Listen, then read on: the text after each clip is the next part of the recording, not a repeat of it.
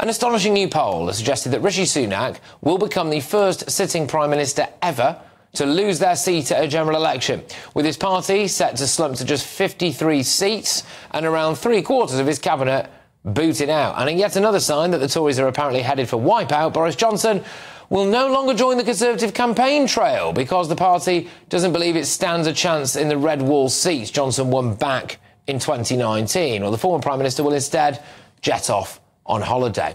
Well, I'm joined now by the former political editor at LBC. It is Theo Usherwood. Theo, thank you very much. Great to have you on the show. Thank you very much for inviting me on, Patrick. Sunak, then, losing his seat. Thoughts? It could happen. It's a 27,000 majority in North Allerton, and he would be the first sitting Prime Minister to ever lose their seat at a general election. It would make the Michael Portillo moment of 1997.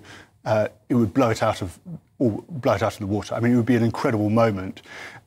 What I would potentially say is that I think Sunak has had a particularly bad campaign, and he's borne a lot of the blame, rightly, many will say, when you think of what happened on D-Day, when you think of the mistakes when, at the very beginning of the campaign, when he came out in the pouring rain.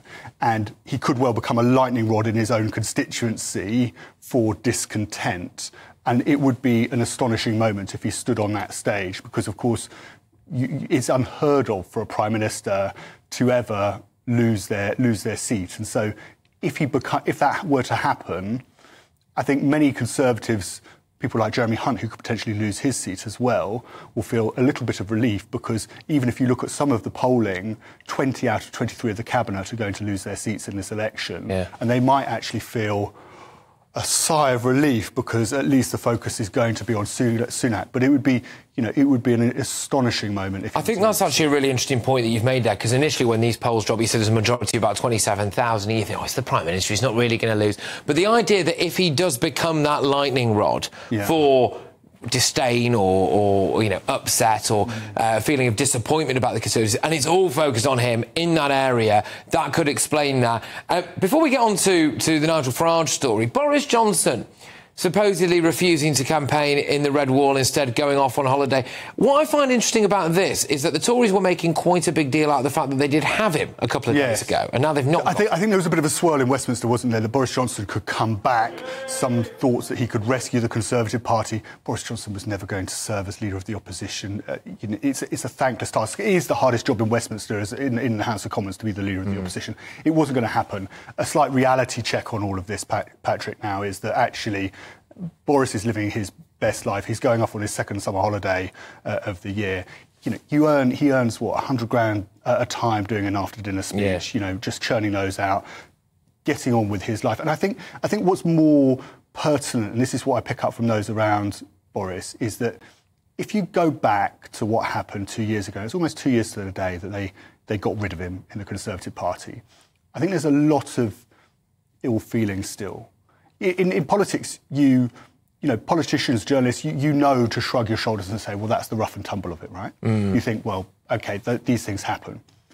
But actually, there's certain things that you just don't forgive. Yeah. And I don't think Boris Johnson's supporters have ever forgiven Sunak for stabbing him in the back, as he would see it, over Partygate. And I also think there are many people who voted for Boris Johnson. Absolutely. That majority of 80 was his majority. Absolutely. And many of those who were warning and cautioning against getting rid of him 2 years ago said, hang on a moment, before we do that, Boris Johnson gave me the opportunity to be an MP. He won that majority for me. And if we get rid of him, we're getting rid of our superstar. We're kicking our best player off the pitch. Be very careful. Nevertheless, the Conservative Party, the higher echelons of the Conservative Party, circled round and decided to get rid of him.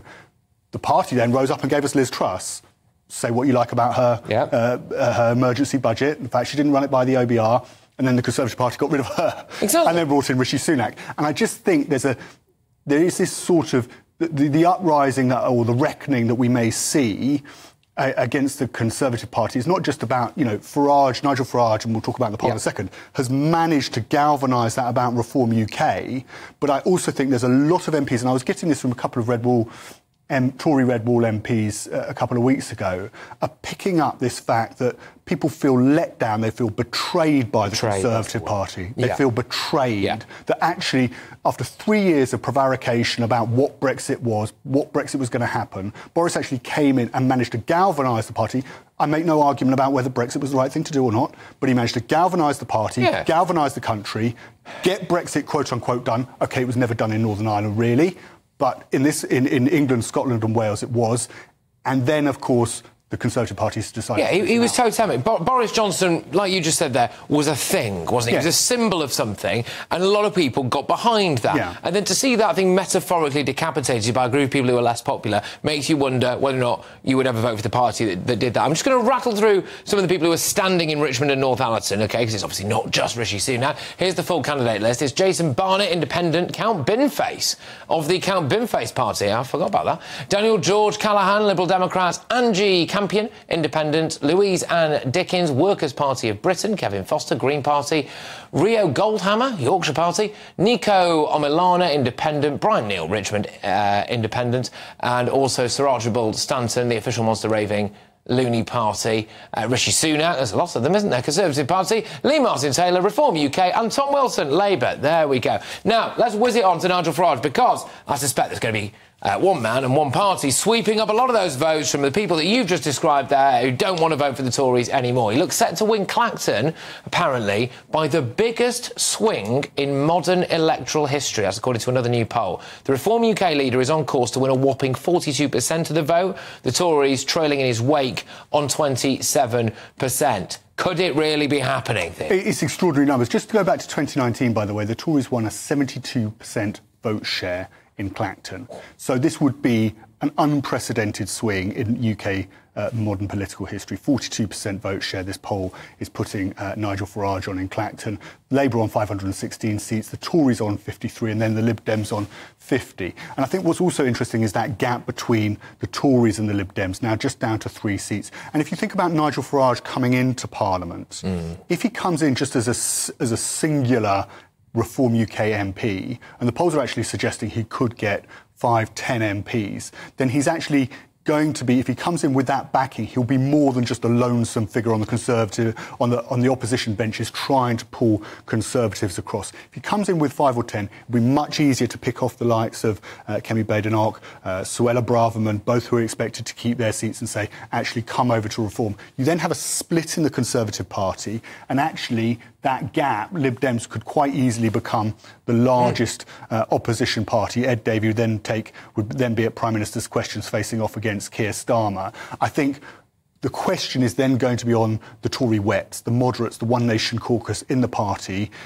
Are they prepared to accept that split because they're so proud? And you've seen what Lord Cameron, the Foreign Secretary, has been saying about not listening to Nigel Farage, ignoring him. Yeah. Are they going to follow that lead, or are they just going to be purely realistic and recognise that they can't do without having to accept that Nigel Farage has to be part of the party? Do you think then, just finally, do you think then that if Reform end up getting, say, 5 MPs, that would actually draw Conservatives on the right of the party to defect to Reform?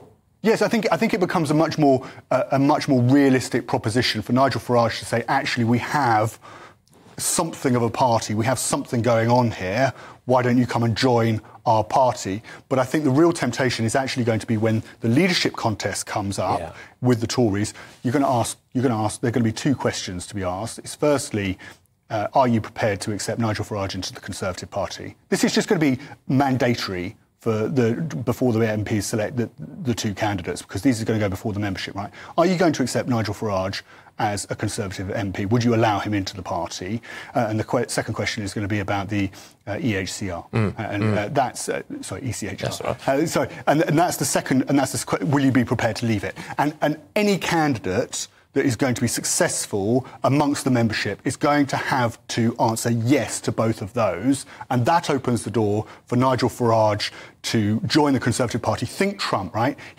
What Trump didn't do was create a party to the right of the Republican Party. It was a hostile takeover. He took over the Republican Party. And the only way that Farage, you know, he's got ambitions for 2029. Yeah. The only way he fulfills those ambitions, I think it's too much of a leap to say that he creates Reform UK or turns Reform UK into an election-winning force. The other way. He has to take over the Conservative Party. Lovely. So, Theo, thank you very much for making your debut on the show. It definitely won't be the last time. Great to have you on board. Thank you very, very much. I've just got the candidates list for Clacton, so here we go.